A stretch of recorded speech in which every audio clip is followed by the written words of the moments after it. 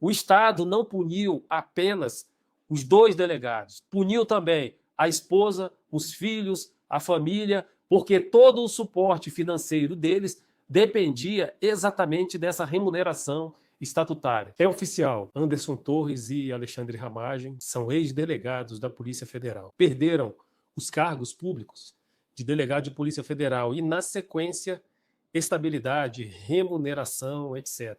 E o que acontece com essa situação, esses cargos?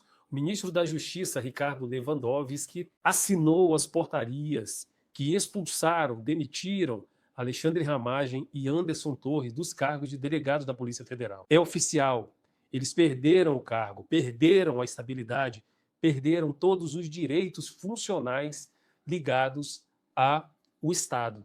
E por quê?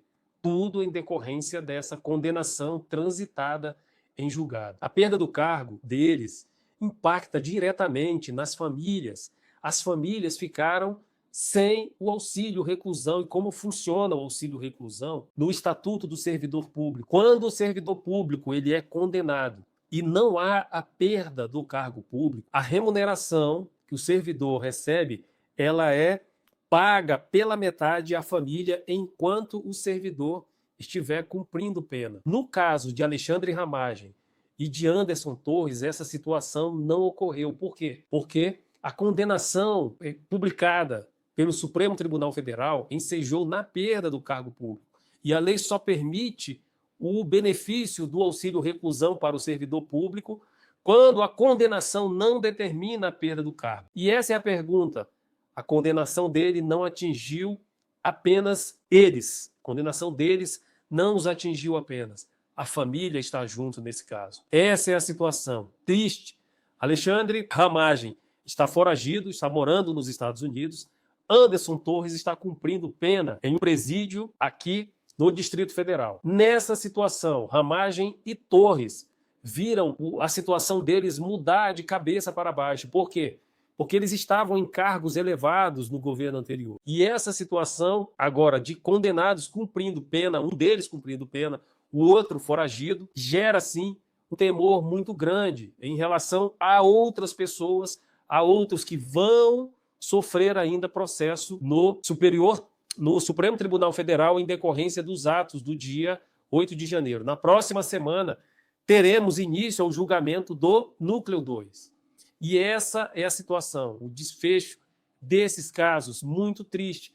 Anderson Torres e Alexandre Ramagem hoje são ex-delegados da Polícia Federal condenados. Ramagem, se você não lembra, ele era o diretor da Agência Brasileira de Inteligência, ABIN, no governo do ex-presidente Bolsonaro.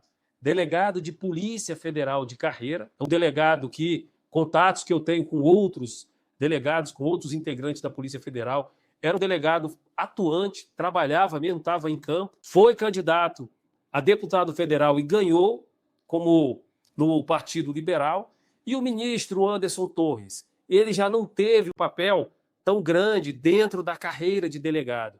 A situação dele foi logo quando ele passou no concurso, ele foi chamado como assessor parlamentar e assim agiu durante muito tempo. No governo Bolsonaro, ele assumiu a questão da segurança pública, ex-secretário de Segurança Pública, e atuou muito forte nesse período.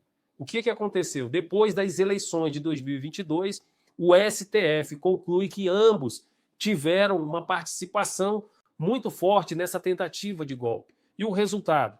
Ramagem condenado a 16 anos e 1 mês, hoje morando nos Estados Unidos. Anderson Torres condenado a 24 anos de prisão cumprindo pena na Papudinha, em Brasília. Essa é uma história pesada, sem dúvida nenhuma. Mas tudo isso leva à consequência de todos aqueles atos e o exagero também desse julgamento. Tudo que está acontecendo nessas questões envolvendo o 8 de janeiro, foi um julgamento justo ou há o quê de perseguição, o quê de vingança? Isso é o que o tempo vai trazer, o tempo vai virar essa página com toda certeza.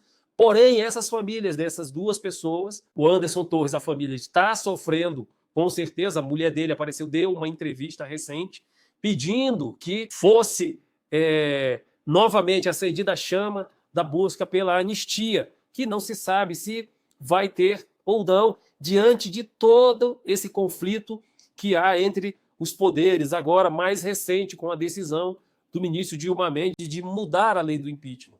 Então, todos esses movimentos políticos visam sim aplacar uma busca de uma justiça por meio do poder legislativo, porque o poder judiciário usou de uma vingança muito grande para trazer pesadas condenações a essas pessoas. O Ministério da Justiça, nesse caso, cumpre a decisão do Supremo Tribunal Federal e retira, desconstitui o vínculo estatutário desses dois delegados, agora ex-delegados de Polícia Federal. A base dessa decisão está exatamente na Lei 8.112 de 1990, que traz o dispositivo que impossibilita dessa forma a continuidade do exercício desses cargos públicos.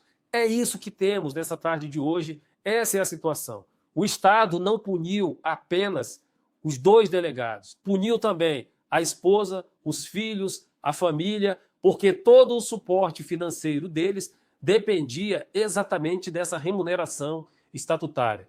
E aí vem a pergunta: a justiça foi feita? Essa punição aplicada a eles de prisão ultrapassou a pessoa do condenado? A família deles, nesses casos, também está cumprindo essas determinações porque perderam os seus direitos. Até onde chegaremos com esse caso? Isso pode acontecer com você também. Então, numa situação como essa, o que mais que se tem que ver, a pena prevista na Constituição Federal, ela não pode ultrapassar a pessoa do condenado. Não é apenas que estamos falando de prisão, de privação da liberdade. Há também essas outras questões. Mas a lei está sendo cumprida, a lei é clara num caso como esse. Essa é a situação que nós temos para hoje. O governo atual reforça o discurso de institucionalidade quando determina, quando publica as demissões. E nessa situação, o bolsonarismo sofre sim mais um impacto após 2022. É o que nós temos nesse momento. A perda do cargo desses dois delegados não é apenas um ato simbólico, é uma situação real e que atinge não apenas ele, mas também a família dessas pessoas. Tá bom? Isso é o que nós temos nesse momento. Eu sou o César Freitas, sou advogado. Se você não me conhece, me busque, me siga no meu perfil. Você vai ver muito conteúdo como esse e outros.